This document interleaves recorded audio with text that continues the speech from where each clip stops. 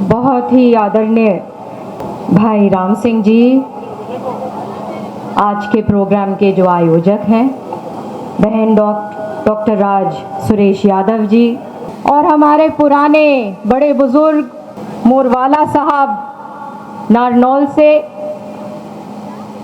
और यहाँ पे आए हुए सभी मेरे बहुत ही पूजनीय बड़े बुजुर्गों को, प्यारी प्यारी माताओं बहनों को, भाइयों को बहुत नमस्कार।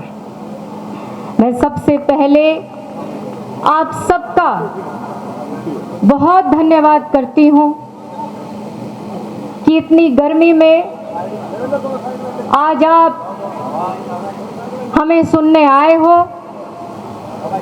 और हम सबको कांग्रेस पार्टी में, जो हम सब कांग्रेस के सिपाही हैं, सोनिया जी के, राहुल जी के सिपाही हैं, आप हमको मजबूती और अपना आशीर्वाद देने आए हो। तो मैं आप सबका,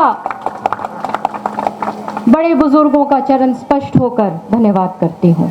लोगों के और बीच में जैसे बन जाती है, फिर मेरे को और इर्द गिर्द लेफ्ट राइट और कुछ दिखता नहीं है, और उसी तरीके से फिर मैं भाषण या अपना जो संबोधन है मैं देती हूँ।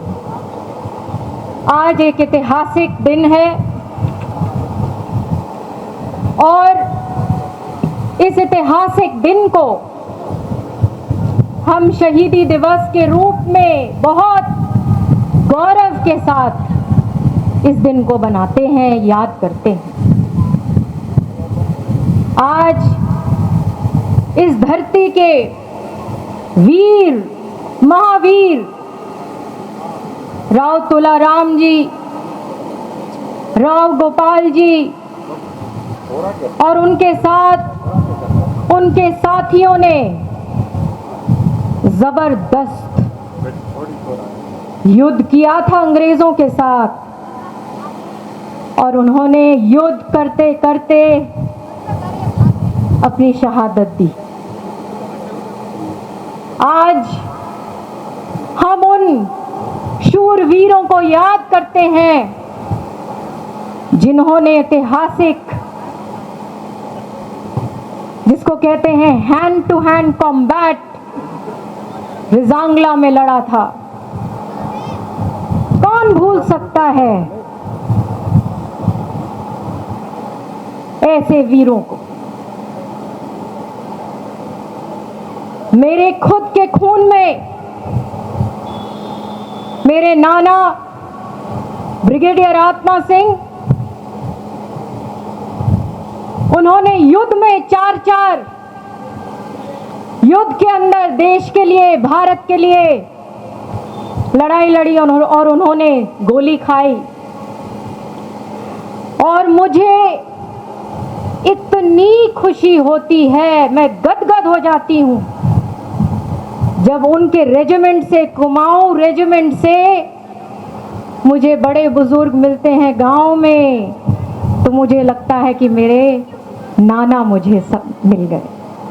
तो मैं आप अपने जितने भी बड़े बुजुर्गों को मैं बहुत दिल से आपका सम्मान करती हूँ, इस धरती का सम्मान करती हूँ जहाँ पर इतने महान वीर हुए हैं, जहाँ पर आज अगर हम खड़े हुए हैं चैन से, तो इन लोगों की वजह से, इन वीरों की वजह से, जिन्होंने अपने खून और पसीने की शहादत हम लोगों के भलाई के लिए उन्होंने दी। देश की सेवा सबसे ऊंचा कर्म है, चाहे वो सैनिकों के जरिए जब वो बॉर्डर पे खड़े होते हैं नारे लगाते हुए, जिसको बैटल क्राई मेरे नाना जी बताया करते थे कि किस तरीके से हौसले बुलंद करते करते, तेज तेज भगवान का नाम लेते लेते, कोई जय मां काली, कोई प्रभु राम, कोई दुर्गा माँ, अपने अपने इष्ट देव को प्रणाम करते हुए आगे गोलियों का सामना करते हुए जाते हैं। उसी तरीके से राजनीति लोगों का सेवा का जरिया है और ये आप लोगों की जिम्मेदारी है कि जिम्मेदार लोगों को आप जिम्मेदार जगह बिठाइए ताकि आपकी हिफाजत, आपकी आवाज जिम्मेदार इंसान उठा सके। पार्लियामेंट में कोई मौन व्रत करने के लिए आप नहीं भेजते, ना आप किसी नेता को ताज पहनाकर राजा बनाते हो। नेता एक एक की आवाज का प्रतिबिंब होता है और चाहे बाजरे की खरीद की बात हो, चाहे एमएसपी की बात हो,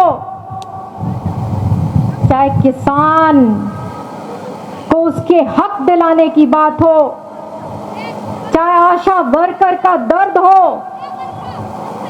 चाहे हमारे जो बच्चे हैं उनका दर्द हो, जो बेरोजगारी आज चरम सीमा पर है, चाहे पीने के पानी की बात हो, शिक्षा की बात हो, ये सब आपका अधिकार है।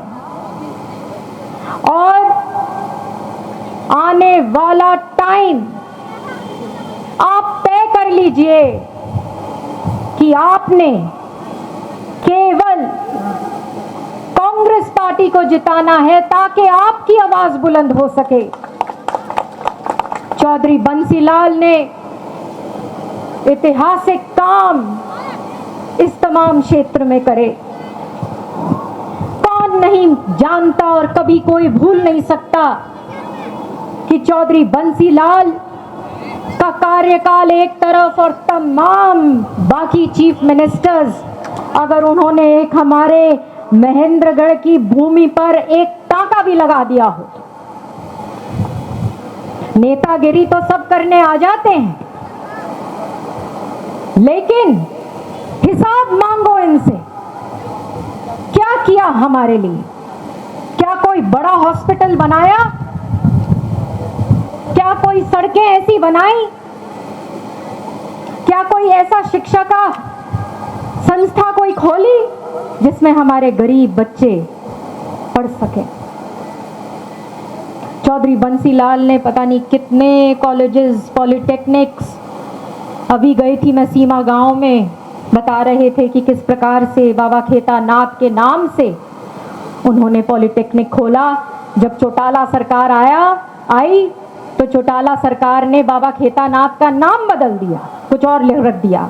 फिर जब चौधरी बंसीलाल जी फिर जब चीफ मिनिस्टर बने, उन्होंने फिर से बाबा खेतानाथ का नाम रखा पॉलिटेक्निक का।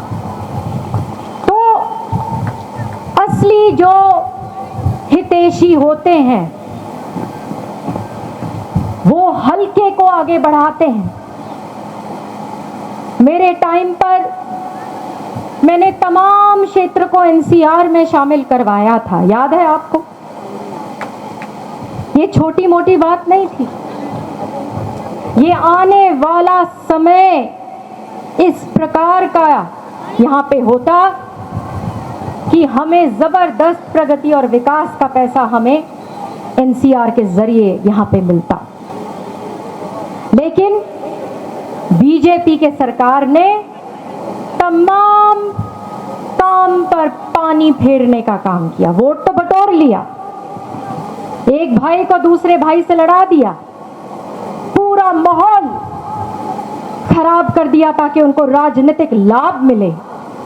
लेकिन जमीन पर क्या आपने एक बारी भी एमपी को देखा? क्या एमपी ने आपकी एक बारी सुध-बुध ली? क्या नरेंद्र मोदी ने एमपी को कहा कि जाओ, मेरे नाम से तुम वोट लेके आए हो, देखो तो सही क्या उनको क्या चाहिए, मैं देता हूं। नहीं, आप ये तय कर लीजिए, काम आगे वो ही कर सकता है जो वादे नहीं, जो काम करने वाला आदमी होता है। पीछे जिसने काम किया, नारनौल के अंदर सीवरेज लाइन, पीने का पानी, एमपी लैड, सेंट्रल स्कीम्स के तहत इतना पैसा, मैं लगी रहती थी, जूझती रहती थी। हमारी आज लड़ाई क्या है? यही लड़ाई है कि हमारे हलके को उसका हक मिले। हम नहीं चाहते कि हमारा हलका किसी भी तरीके से पीछे रह जाए। क्यों रहे? हम सबसे आगे रहना चाहते हैं। और जब आप ये बारीकी से ये बात समझ लोगे तो कोई दिक्कत नहीं आएगी। आप देखोगे कि किस प्रकार से मैं इस तमाम इलाके का, इस क्षेत्र का काया पलट दूंगी। मुझे मौका दीजिए। आने वाला टाइम, एमपी का चुनाव होने जा रहा है और मुझे बहुत खुशी है कि भाई राम सिंह जैसे और बहन राज जैसी मजबूत लोगों का मुझे साथ मिला है। आप फिक्र मत करो, लगे रहो। जो भी किरण जी के साथ लगता है उसको हम निराश नहीं करते।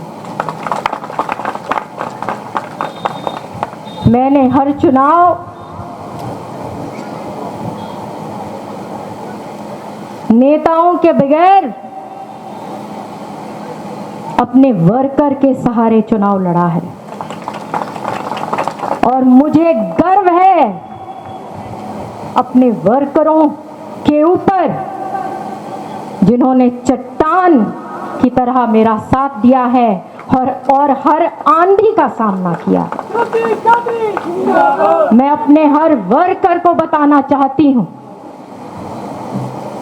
कि आप मेरा जीवन का लक्ष्य हो और समय आने पर मैं पूरा, मुझे परमात्मा ऐसा काबिल बनाए कि मैं एक एक का कर्ज और ऋण उतार सकूं। मैं चाहती हूं कि आपके घरों में खुशहाली आए, खूब फलो फूलो, जैसे तमाम क्षेत्र हमारे बच्चे आगे बढ़ें। और जब ये माहौल मैं देखूंगी कि बनता जा रहा है क्षेत्र में प्रगति और विकास का, तो मुझे लगेगा कि मैं अपने काम में कामयाब हुई। तो मैं आज आपको बहुत बधाई देती हूँ बहन राज को। इतनी सारी हमारी महिलाएं, हमारी माताएं और प्यारी प्यारी बहनें जो आई हैं, आपने तो कमाल,